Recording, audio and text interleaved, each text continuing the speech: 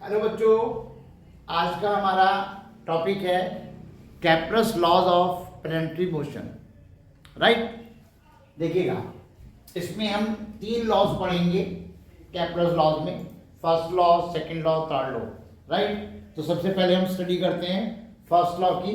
First law also called law of orbit. Right, ये कहता है कि सन के चारों तरफ जितने भी प्लैनेट हैं वो सन के अराउंड, सन के चारों तरफ घूमते हैं इलेप्टिकल ऑर्बिट में। Right, every planet revolves around the sun in elliptical orbit and sun is situated at one focus of ellipse.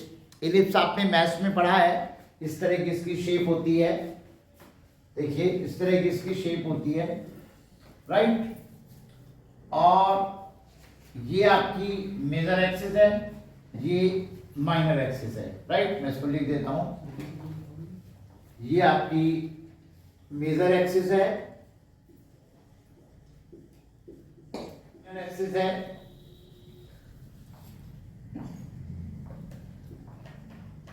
Right, और सन जो है, यहां 2 फोकस आपको मिलेंगे, एक इस तरफ होता है और एक इस तरफ। ठीक है ना। अब सन की पोजीशन है यहाँ पे, किसी एक फोकस पर सन होता है, और ये जो प्लेनेट है वो इस तरीके से रिवॉल्व कर रहे हैं। मान लीजिए ये प्लेनेट है आपका, ये ऐसे रिवॉल्व कर रहा है। राइट, इसी बात को फर्स्ट लॉ में, जो लॉ ऑफ ऑर्बिट है, इसमें बताया गया है कि every planet revolves around the sun in elliptical orbit and sun is situated at one focus of ellipse. I hope कि आपको क्लियर हो गया होगा। अब सेकंड लॉ हमारा क्या कहता है? सेकंड लॉ, जिसे हम लॉ ऑफ एरिया भी बोलते हैं, लॉ ऑफ एरिया, ये कहता है कि जो प्लेनेट हमारा रिवॉल्व हो रहा है, रेडियस वेक्टर, ये देखिए ये रेडियस वेक्टर है। अब ये रेडियस वेक्टर जो है, ये आप देखिएगा इस तरीके से, ये जितना एंगल स्विच आउट कर रहा है, जितना एंगल, जितना एरिया स्विच आउट कर रहा है, वो पर सेकंड सेम होता है। क्या मतलब हुआ? मतलब ये हुआ, सिंपल वे में अगर हम कहें तो ये है areal velocity of planet around the sun, around the sun is constant, is constant। मतलब क्या हुआ? दोबारा समझ लीजिए, ये रेडियस वेक्टर है, ये ऐसे जा रहा है, और मान लीजिए किसी पर्टिकुलर टाइम में ये यहां तक पहुंच गया। इसको आप P1 मान लीजिए, पोजीशन P2 मान लीजिए, यहां तक आ गया। तो ये जो एरिया इसने स्विच आउट किया है, ठीक है ना, ये पर सेकेंड पूरी मोशन में कांस्टेंट रहेगा। अगर आप, हम ये मान के चलें किसी इंस्टेंट पर, यहाँ पे हमने P3 देखा, और जितना टाइम इसने यहाँ तक, यहाँ पहुँचने में लगाया, उतने टाइम में ये यहाँ कहीं पहुँचा है P4। तो इसको इससे मिला दीजिए और इसको इससे मिला दीजिए। राइट, तो जितना एरिया इसने ये कवर किया है, ये सेम एरिया होगा, यानी कि सेम टाइम में सेम एरिया कवर अप करता है ये। इसको हम ऐसे बोल सकते हैं, the radius vector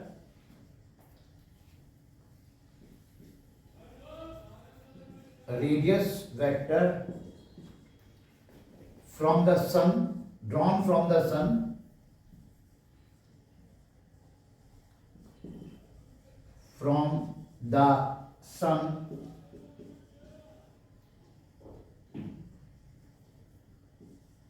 to the planet sweeps out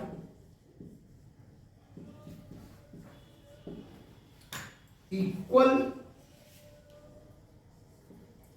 areas in equal interval of time। ठीक है ना, यानी कि जो भी एरिया वो कवर अप कर रहा है वो कांस्टेंट होगा, पर सेकंड जितना भी कवर अप कर रहा है वो कांस्टेंट होगा। Right, areal velocity of planet around the sun is constant. एक पर्टिकुलर टाइम में इसने इतना एरिया कवर अप किया, उसी टाइम में कहीं और पोजीशन पे आप देखेंगे तो एरिया अगर मेजर करेंगे तो वो एरिया सेम होगा। इसी वजह से इसकी जो शेप है वो इलिप्स के फॉर्म में आपको दिखाई देती है। आई होप कि आपको मेरी ये बात क्लियर समझ में आ गई होगी, राइट। अगर हम बात कर रहे हैं, अब हम बात कर रहे हैं थर्ड लॉ की। अब हम बात करेंगे थर्ड लॉ की, लॉ ऑफ ऑर्बिट की, राइट। तो आपने देखा जैसे हमारा ये सन है और सन के चारों तरफ जो है ये प्लेनेट हमारा रिवॉल्व हो रहा है, तो टाइम पीरियड का वो कितना टाइम वो ले रहा है, राइट। तो इसमें ये आपकी मेजर एक्सिस थी, ये आपकी माइनर एक्सिस थी। तो वो कहता है square of time period of planet around the sun is directly proportional to the cube of semi major axis, right. T square is directly proportional to the R cube. तो मैं इसको लिख देता हूं, square of time period of planet around the sun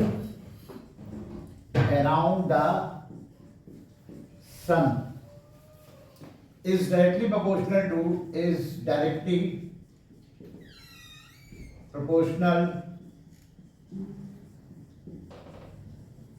to cube of semi major axis, right. इसकी बात कर रहे हैं, ठीक है ना। तो यहां पे हो गया T square directly proportional to R cube, तो इसको हम लिख सकते हैं T square is equal to K R cube, right. Here K is constant of proportionality, K is constant of proportionality. तो T square is equal to K R cube, ठीक है। दोनों लॉज इजी हैं, काफी इजी हैं, ठीक है ना, आसानी से समझ में आते हैं, राइट। चलिए अब इनके प्रूफ मैं आपको दिखाने वाला हूं, ठीक है। अब बच्चों बात करते हैं हम derivation of Kepler second law या proof of Kepler second law. Proof of Kepler's second law.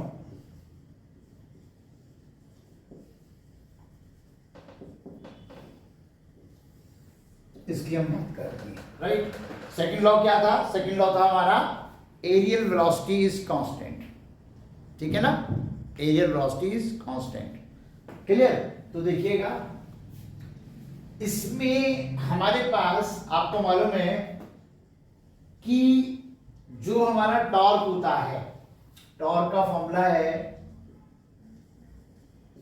Vector tau is equal to vector R cross vector F. तो इसको मैग्नीट्यूड अगर हम लेते हैं तो ऐसे लिखेंगे R F sine phi, and phi is angle between vector R and vector F, ठीक है ना।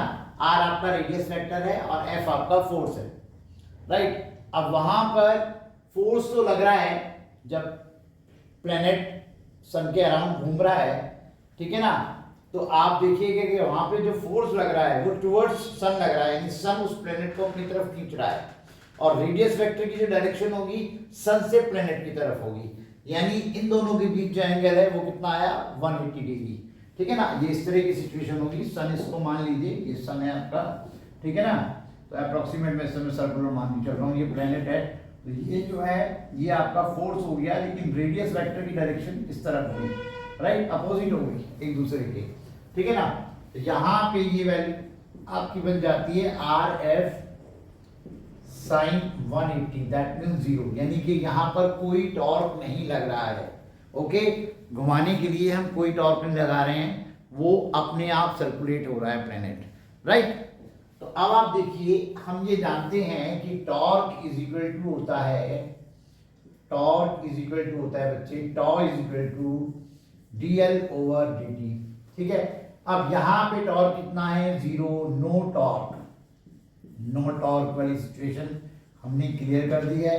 तो इसका मतलब dl कितना हो गया 0, that means l is equal to हो गया कांस्टेंट। तो यहाँ पे l क्या है? Angular momentum. एंगुलर मोमेंटम जो है वो यहाँ पर कांस्टेंट है, angular momentum is constant. Here angular momentum of planet is constant, right. अब एंगुलर मोमेंटम हमारा कांस्टेंट है और एंगुलर मोमेंटम होता है, angular momentum L is equal to होता है, इसको हम वेक्टर फॉर्म में दिखा देते हैं, राइट, ठीक है ना। L इज इक्वल टू होता है twice m dA over dt। ये देखिएगा, ये एंगुलर मोमेंटम का फॉर्मूला है। यहाँ m जो है मास ऑफ प्लेनेट है और dA ओवर dt, आप देखिएगा dA ओवर dt क्या है, यहाँ पे ध्यान से देखिए, dA ओवर dt है एरियल वेलोसिटी, एरिया कवर्ड पर सेकेंड।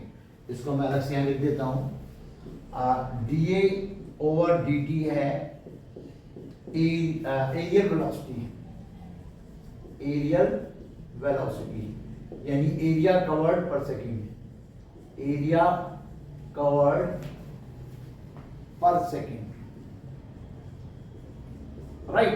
अब देखिए वो कहता है एंगुलर मोमेंटम कांस्टेंट है, तो ये वैल्यू जो है हमारी कांस्टेंट है, ठीक है। जाहिर सी बात है, अगर ये पूरी वैल्यू कांस्टेंट है और किसी भी प्लैनेट का जो मास होगा वो तो कांस्टेंट होता ही होता है, तो इट मींस क्या निकल के बात आती है, ये बात निकल करके आती है कि dA over dt is equal to constant.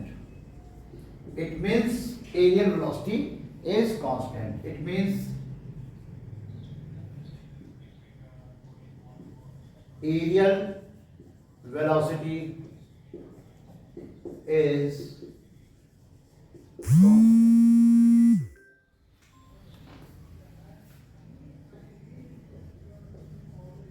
Proof of Kepler's third law. Kepler's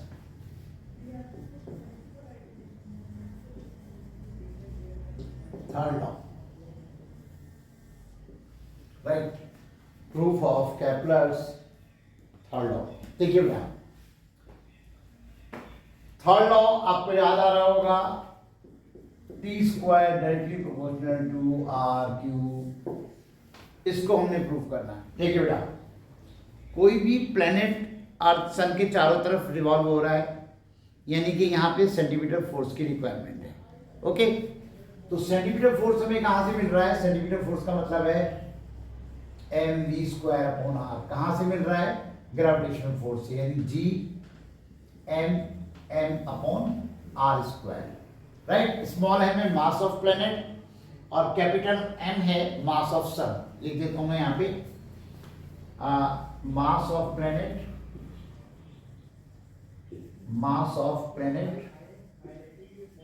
ठीक है, और कैपिटल M है mass of sun, right. v velocity हो गई और r जो है रेडियस हो गई, ठीक है ना। तो अब आप ये देखिएगा, इसको मैं लिख सकता हूँ v equal to r omega, मैं ले लेता हूँ इसको, तो ये आपका हो जाएगा m r omega square, v की जगह v इक्वल टू मैंने r ओमेगा लिया है, ठीक है ना, और ये आपके पास हो गया g m n upon r square, ठीक। तो ये मेरे पास हो जाता है m, इसको इधर ले जाइए, आर क्यूब और ओमेगा की जगह 2 पाई अपॉन टी ले लीजिए स्क्वायर, तो ये आपका G M into M, right. तो ये आपका हो जाएगा m R cube 4 pi square upon T square is equal to G M into M, M से एम भी खत्म कर दीजिए, इसकी जरूरत ही नहीं है हमें, ठीक है ना। तो ये आपके पास हो जाएगा R cube is equal to G M T square upon 4 pi square, ठीक है, इसको ऐसे लिख लीजिए, T square is equal to 4 pi square upon G M into R cube. That means आपको नजर आ रहा है T square is directly proportional to R cube, और ये है आपका Newton Kepler's third law, okay बच्चों।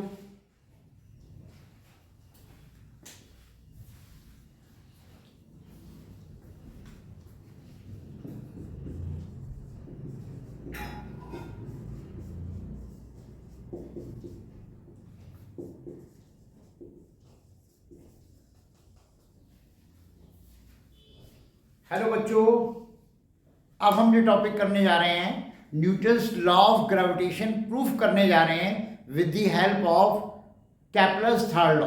राइट, देखिए सन के अराउंड ये प्लेनेट मूव कर रहा है, रिवॉल्व हो रहा है, तो यहां पे हमें सेंटीमीटर फोर्स की रिक्वायरमेंट है। तो सेंटीमीटर फोर्स है हमारा, सेंटीमीटर फोर्स है F is equal to mv square upon r।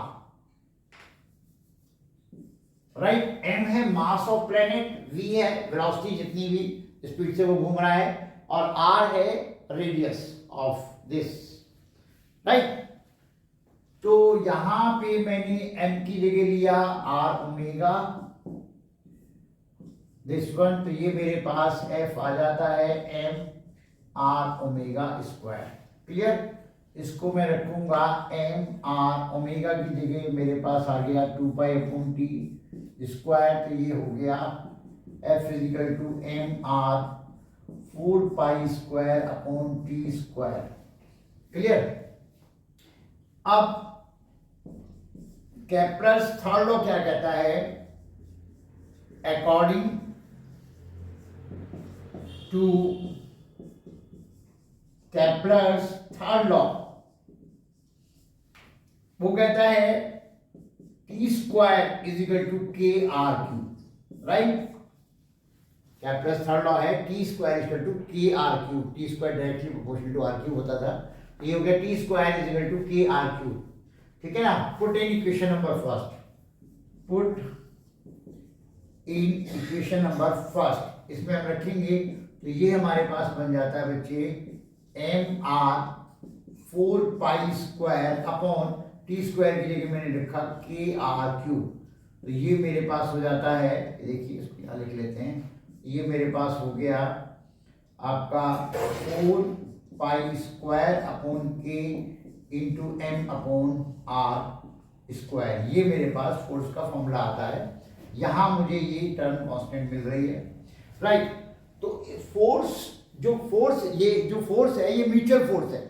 ठीक है ना, हेयर देखिए यहां लेता हूं मैं, here F is mutual force acting between sun and planet। ठीक है, तो जाहिर सी बात है इसमें मास दोनों होने चाहिए, तो therefore 4 pi square upon K proportional to m mass of sun. ठीक है, तो ये आपका आ जाता है 4 pi square upon K is equal to gm, और इस वैल्यू को हम उसमें पुट करेंगे सेकेंड इक्वेशन में। ठीक है ना, तो ये हमारे पास आ जाएगा therefore f is equal to आ गया gm अपॉन आर स्क्वायर। तो ये हमारा है न्यूटन्स लॉ ऑफ ग्रेविटेशन जो हमने प्रूफ कर दिया। ओके बच्चों।